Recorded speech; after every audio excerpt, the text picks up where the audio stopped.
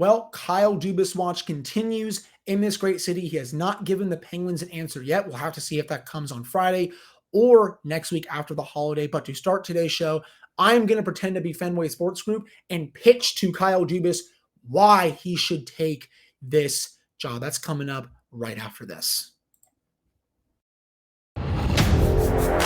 You're Locked On Penguins, your daily podcast on the Pittsburgh Penguins, part of the Locked On Podcast Network, your team every day.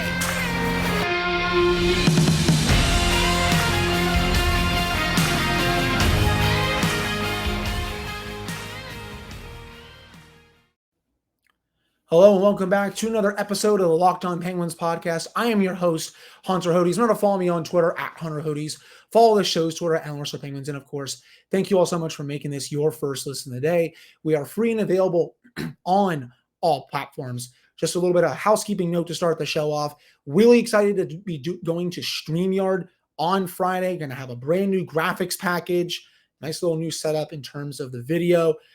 This is going to be a big upgrade. It is a much better platform than Restream. Really looking forward to it. And for those that watch, especially, I think you all will really enjoy it. And then for the graphics on Twitter, those will be great as well. So let's jump into FSG, while Kyle Dubas should accept this job. Number one, Kyle, you have the core in place. Sidney Crosby, Evgeny Malkin, and Chris Letang. You are going to get at least 3 to 5 more years with them together. Sid has said he's going to play into his 40s. Chris Letang is signed for 5 more years. Evgeny Malkin is signed for a few more years. And they are all playing still at very high levels. Sidney Crosby this year, over 90 points. Evgeny Malkin almost hit 90 points. Both were over a point per game at age 35 and age 36. Letang had a bit of a rough start. His dad passed away. He had a stroke. Came back, though, looked like the player we saw last season. He's now going to have a full offseason to train. He is going to come back with a vengeance next season. You have the core in place that is gunning for a 4th Stanley Cup. And, Kyle, you already have the hard parts done. Is there work to be done with this roster? Absolutely. But you have the big three. You have Brian Rust. You have Jake Gensel. You have Rickard Rakell. All you got to do is figure out what you want to do with Jason Zucker. But the top 6 is in place. 5 out of those 6 are signed for next season. All you'll have to do is figure out the outer edges of the roster, the bottom 6 especially, goaltending, maybe get a defenseman or 2. But you don't need to go out there and acquire a bunch of players to play in your top 6. That hard part is already done. You have the core players locked up to bargain level contracts. All you need to do is surround them with a better supporting cast than the last regime did. So that's number 1. Number 2, you will have full power. If we give you this job, again, we as an FSG, I'm pretending to be FSG here, you will have total control. Unlike what happened in Toronto, which has been reported by numerous outlets in Canada, you will not have to go through Brendan Shanahan, who is the team president up there, for a move. You will not have to go through the board and to the ownership to make a move, and then it comes back down to you. You will have total control of whatever move you want to make. You will run our entire hockey operations department. You will have free reign to hire assistant coaches, make whatever changes you want around the roster outside of the big 3. And this will be your team to construct. We're not going to hire a president of hockey operations to be above you. You would be the GM and technically the president of hockey ops. It would be your team. That is number 2 for FSG. Number 3, the third reason why we think you should take this job. Even though Hextall and Burke left a mess, the city here will have your back if they see you are making changes that look promising. This is a very, and I mean a very good fan base.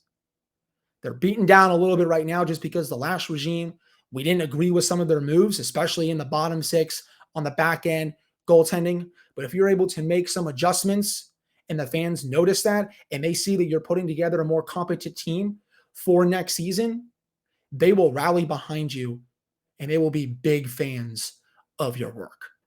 And number 4, you win with this team, you are going to forever be a legend because these core players, they are in their mid to upper 30s now. It is rare when you see a core this old win Stanley Cups in this modern day and age of the NHL. But look what Jim Rutherford did. Even though that the core was a bit younger, he still was able to come in here, change the team around a bit, even though the team was looking stale, got them back-to-back cups. Did his tenure end poorly? Yes, but people will remember him most for bringing in those 2 Stanley Cups in 2016 and in 2017. Again, the tenure ended a bit poorly with his resignation, some other moves to the roster, but the first thing people think of when Jim Rutherford comes up is the back-to-back cups. And if you are able to bring this city a cup with the moves that you make, you will forever be a legend in this city as a team's general manager. And lastly, we're all in. We have no goal to rebuild. We would accept a little bit of a retool to make the playoffs for next season and beyond. But we want you to come in here and orchestrate us a winner. So Kyle, what do you say? That is how I would pitch to Dubas to accept the job here. And obviously I know family is very important. So a wife and a kid up in Canada, they'd have to come down here to live. And I have been told that that is the big sticking point right now. You know, he has the offer. Money will not be a problem. That's another thing I would, if I were Fenway Sports Group. Money is no issue, Kyle. We will pay you whatever you want.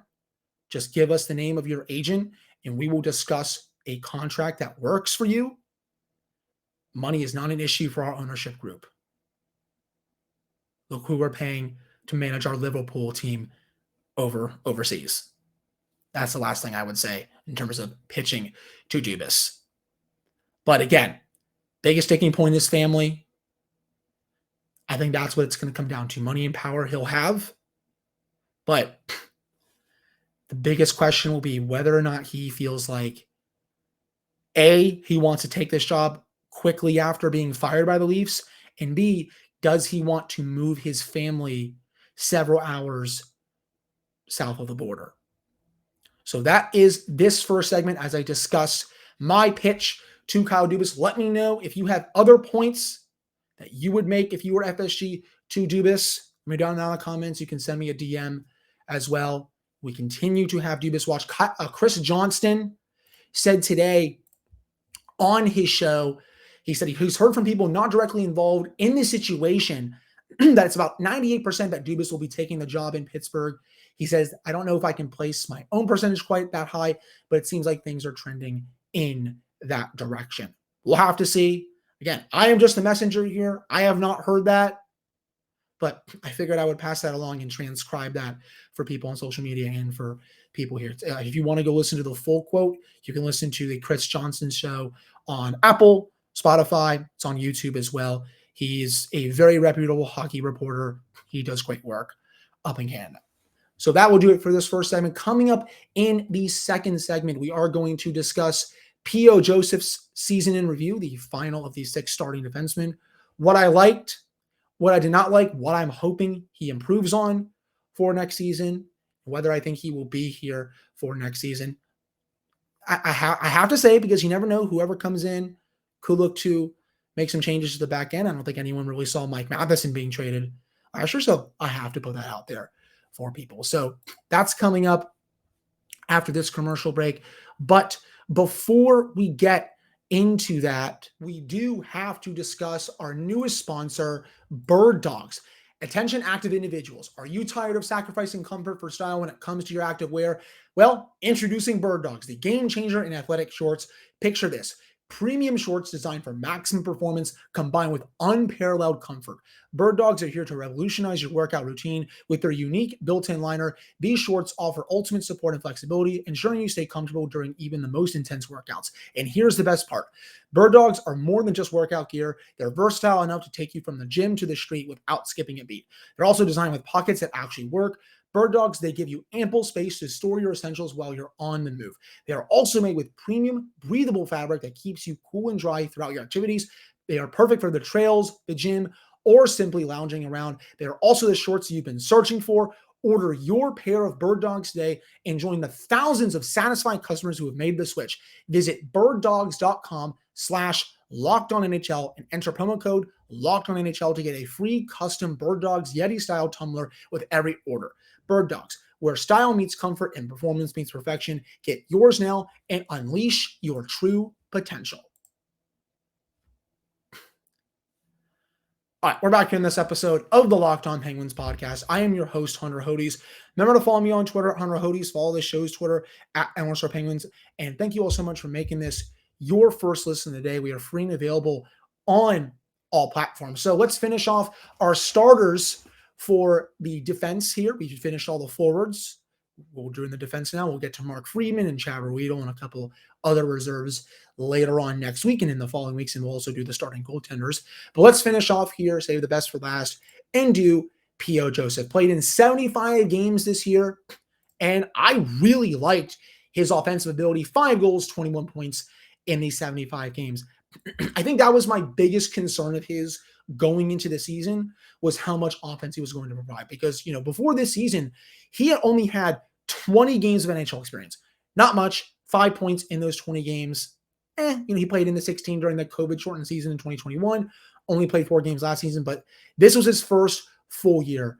And he didn't really drive offense that much down in the minors, down in juniors, but he made big strides with that this season. Again, 5 goals, 21 points. I really liked the presence he brought from the blue line. He can bomb a shot from the point. I would actually like to see him get more power play minutes next season over Jeff Petrie. Petrie's never really been that good on the power play. His underlings are not super good when it comes to that. But I really liked what I saw from him in the offensive zone. It was defensively where I think he just wasn't that good. Around the net, he lost a few 1v1s. The one that really sticks out to me was late in the season. The Penguins played the Canadians, and I have the game in front of me, actually. It was on March 14th. Anthony Richard scored in the third period. This was a 4-4 game. The Penguins were down 4-2 after the first period. They came back to tie it at 4-4 going into the third. This was one of the games that, honestly, the Penguins will look back on, and they'll say, hey, if we win this game, we make the playoffs. And there's a lot of other games you could say that about. But Joseph lets a stretch pass go a little over his stick. He's also playing too far up, and he lets Richard get an angle on him. He's able to snap it past Casey DeSmith, who was playing for the goal that made it 5-4. He just didn't do enough when it comes to that play. He read it wrong. He should have stayed a little back. If he pulls back there, he's able to break up. I shouldn't say break up that pass. Even though the pass gets to Richard, he's able to be in stride with him, and then he's able to break up the play before a shot gets to the net. I just don't think he played it well there. And we saw that, honestly, numerous times throughout the season where his defense was a little soft around the net, a little soft in the defensive zone. Maybe you can say it was partly due to him playing with Jan Ruda. Again, I don't really think Ruda had that good of a season. But I think his defensive work needs, it needs to go a little further for next season. Still a very young player. I think he's going to be pretty good in this league. I don't think he's going to be maybe like a staple top 4 defenseman for this team, but I think he can definitely be a serviceable number 5, number 6 guy for many years down the road. If he turns into a great number 3, number 4, that would be awesome. But I think right now his ceiling is a good, serviceable third pairing defenseman. You look at the underlines this season, the 75 games when he was on the ice, Penguins had 53.4% of the shot attempts. They also had 56% of the actual goals for, which is solid. 52% of the expected goal share, 53% of the scoring chances, 52% of the high danger chances, and then 57% of the high danger goals for. Again, a good chunk of that was because of his ability to drive offense this season. He did all this in limited minutes. He was only playing, 10 to 12, 13 minutes a night. He wasn't getting 16, 17, 18 to 20 minutes a night like some of these other defensemen were, like Chris Letang, like Marcus Pettersson. Heck, even Brian Dumoulin was getting those kind of minutes, and it was just like, why? Because he would screw up worse than PO. But again, I liked his offensive game. Defensively, he could improve a little bit. As for next season, I do think he'll be here. I could see the next regime, whether it's a Matthew Darsh, whether it's a Kyle Dubas, maybe looking to move him and trying to upgrade at that spot. But he's also a very young player where it's like, I don't think you should give up on him this easily. He doesn't even have 100 games of NHL experience. It's 95 right now. Close enough, but still not quite. You got to keep developing him, seeing if he has more to the tank offensively. And if you can work on his defensive game a bit, work on his 1v1 situations, work on his defense in front of the net, I think you can see a real good player for this team next season. He was, lauded as that best part of that original Phil Kessel deal. A lot of people, myself included, were excited about him because of his tape in juniors. Finally got up, looked good in some games, looked bad in some games. It was his first true season of NHL experience. You can't just give up on that heading into next season. So overall, I'm going to give him about, I think a solid B is fair. I don't think he was, C- bad or even a C. You can maybe argue a B-, C+, but I'm going to give him a solid B for this past season. Again, if he's able to clean up, some of the problems defensively, I think you will see an even better player for next season. I would like to see him more on the power play. PK-wise, I think you have other players who are better suited for that role, I would say. But overall, liked his season. The offensive numbers were really impressive. His underlyings were impressive. It's just getting to that work that I've discussed about 500 times during this segment. So that wraps up this season review of P.O. Joseph. Let me know what you thought about him down in the comments. You can also send me a DM. Do you think he had a good season? Would you have him on the team next season? What do you think he has to improve on? What you think P.O.'s biggest strengths are?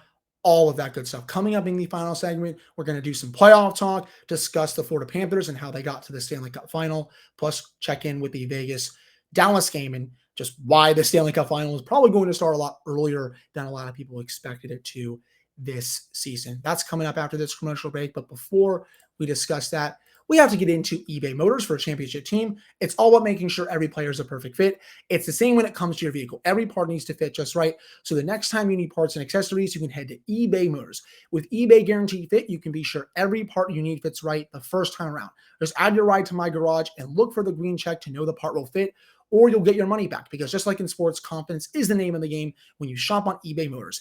And with over 122 million parts to choose from, you'll be back in the game in no time. After all, it's easy to bring home a win when the right parts are guaranteed. Get the right parts, the right fit, and the right prices on ebaymotors.com. Let's ride. Eligible items only. Exclusions apply. All right, I'm back in this episode of the Locked On Penguins podcast. I am your host, Hunter Hodes. Remember to follow me on Twitter at Hunter Hodes. Follow the show's Twitter at Elmhurst Penguins. And of course, thank you all so much for making this your first listen of the day. We are free and available on all platforms. So congratulations to the Florida Panthers. They sweep away the Carolina Hurricanes. Matthew Tkachuk had a I'm him moment on Wednesday night, scores the game winner with 4 seconds left in the third period before it looks like it's going to overtime. Just a gut-wrenching way for the Hurricanes to lose this series. Lose a couple of them in overtime. Another one 1-0. And then this one, when it looks like you're about to maybe see if the third time is a charm in overtime, you lose with 4 seconds left and your season's over. Just gut-wrenching ways to lose. If I was a Hurricanes fan, I would be absolutely sick to my stomach right now. But the Panthers just have that team of destiny feel. They've won 11 of their last 12 games. Ever since going down 3-1 to Boston, they have turned into a completely different team. And they remind me so much of the LA Kings of 2012. They are getting that great goaltending that you saw from Jonathan Quick a decade ago. Sergei Bobrovsky. If it wasn't for Matthew Tkachuk, I would be voting for him for the Conn Smythe. Honestly, you could have a case for Bobrovsky. 1A, 1B. with him and Tkachuk right now. He has been ridiculous for the Panthers. And then obviously Tkachuk, this has been a legacy performance from him throughout these playoffs. This series, he was awesome, but in the playoffs overall, showing why, honestly, Gins, are there 5 better players in the league right now than Matthew Tkachuk? Serious question. I actually don't know if there are. He's at least top 10 in my book, but you can certainly argue that he is a top 5 player in the game right now. I wish the Penguins had a player like that.